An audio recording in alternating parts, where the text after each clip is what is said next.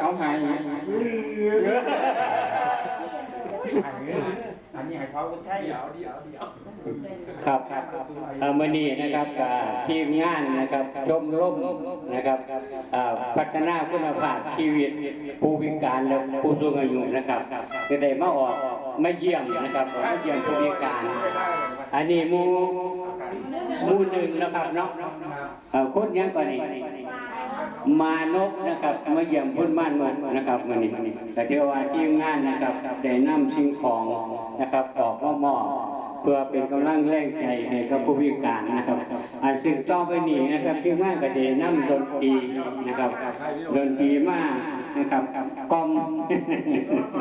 นะครับเป็นการส่งเสริมนะครับให้ผู้พิการได้มีกำลังใจ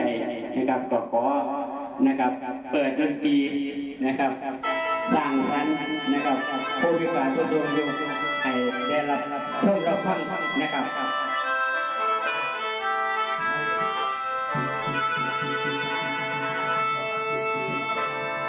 จังว่าฟังเลยไทยสมัยมันต้องเป็นภาษาจังคณะมาหอดแล้วเก็บนิ่งนั่งอยู่บ้านเนี่ยครับอยู่ข้างบ้านน้ำมันครับตอนนี้แม่นครับเสียเงินจังได้เติมกันด้วยศาสนานักเมื่อเคยผู้ใดมีผู้ใดแกงหมอลำดีพบนั่งแหลนพบปากด่างดอกกังไฟพ่อมือสุริใหญ่ไข่คำพ่อสุนแสนหวานหวานยังเมื่อทั้งเด็กกินแล้วพบน้องเตียนแล้วท่านไม่ถึงทางแล้วคอยทำให้เรื่องก่อนสิดีหรือโบ้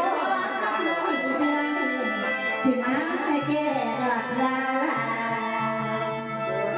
กันเป็นที่ผ่านทางเรื่องขออภัยหากคนมันยังสงสัยเชื่อหลังสิมาเจ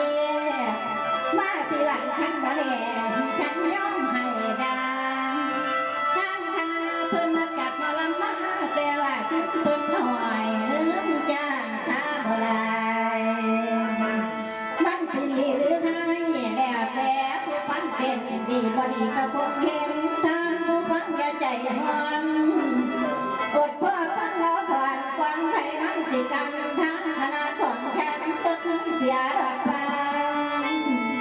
ในการร้องว่าเรียละน้องน้อง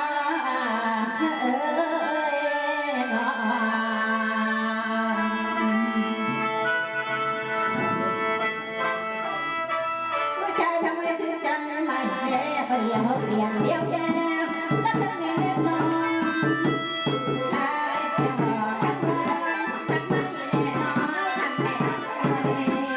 ไม่มากแค่นั้นมองคนและจำได้เดือนพออ่านแต่ยอ